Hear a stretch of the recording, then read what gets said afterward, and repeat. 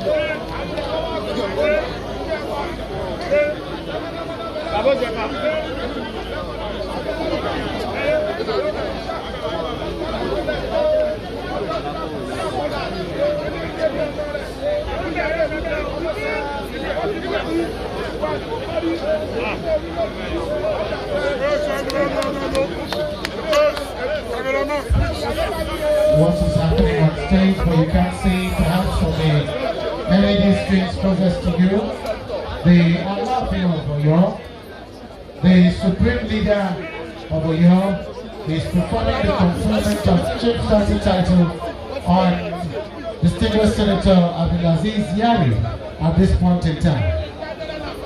That's exactly what is happening on stage. Just to report the situation. Wọ́n fi wọ́n jẹ oyè Ọbalóyin báyìí. Aláàfin gbogbo Ọ̀yọ́ àti gbogbo ilẹ̀ Yorùbá.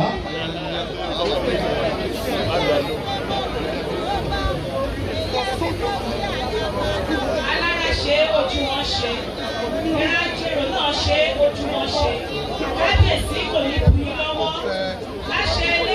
Torí àkókò tẹ́ ń gbọ́lẹ̀ Yorùbá rẹ̀ o. Wọ́n fi joyè bí àkókò nìyí. Nada wanda muka ji ma mutane cewa zan naga mutu sarauta shi ne suka yi. Ewé àkókò ó ní kábíyèsí ni wọ́n já lé ẹni tí ń ṣe ọmọ ilé ìgbìmọ̀ aṣòfin àgbà lórílẹ̀‐èdè wa Nàìjíríà ẹni tó ti fi ìgbà kan jẹ́ gómìnà ní ìpínlẹ̀ Zamfara. Ọ̀jọ̀gbọ́n Larry òun náà ní ajé náà ní àwọn ní o tí ikú bàbá jèjé. Ẹ̀rọ mi ṣe kábíyèsí o.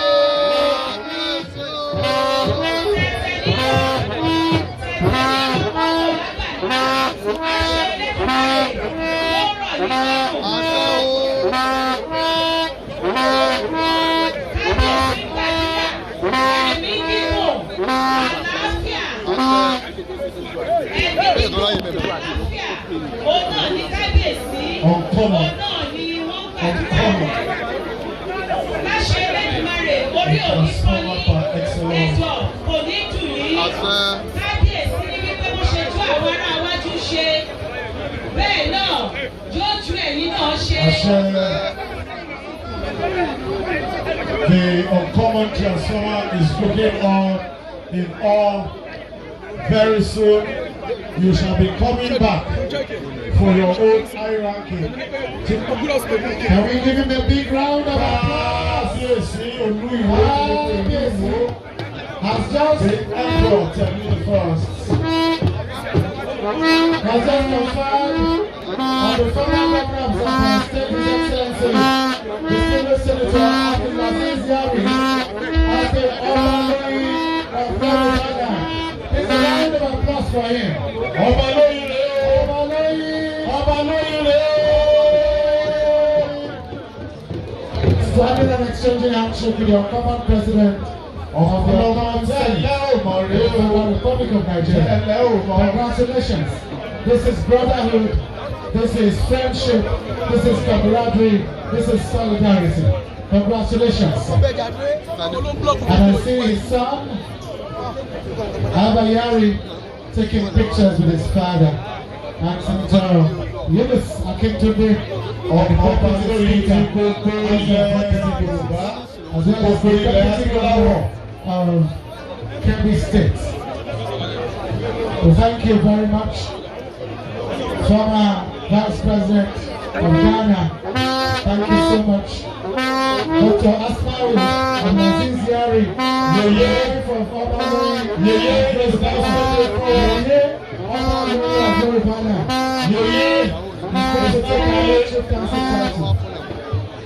is now kneeling right in front of the Alaafin of Oyo, Dr. Asmaru Abdulaziz Yari, and she's about to be confirmed with her own chieftaincy title by the Alaafin of Oyo, and today she will wear a new title.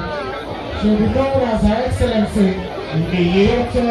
Asmaru Abdulaziz Yari, Yeye Obaloyi of Yoruba land.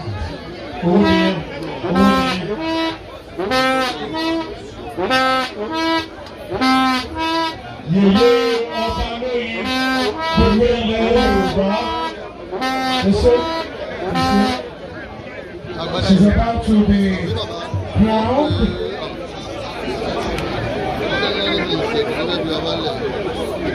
Dr. Asmaru Abdulaziz Yari, the Alaafin is praying for her. He's praying for her.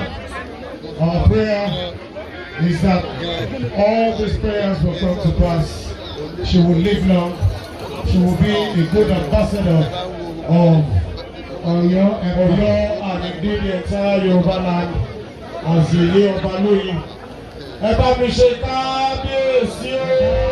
Kábíyèsí o, kábíyèsí o, kábíyèsí o, kí adé pé lórí nígbà tí a pẹ́ lẹ́sẹ̀. Yèyé Obaloyi. Yèyé Obaloyi ẹ kú oríire náà. Congratulations.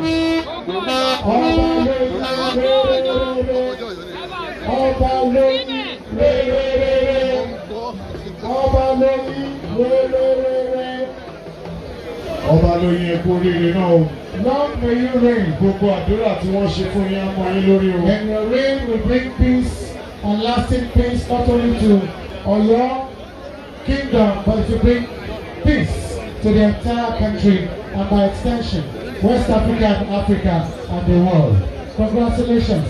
Kábíyèsí o, kábíyèsí o, kábíyèsí o. Kábíyèsí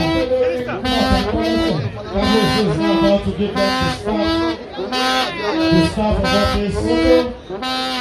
At this point in time, ABC National, I see you. will be the turn of the first son of the first family of the Federal Republic of Nigeria. Ọ̀kọ́nikíni.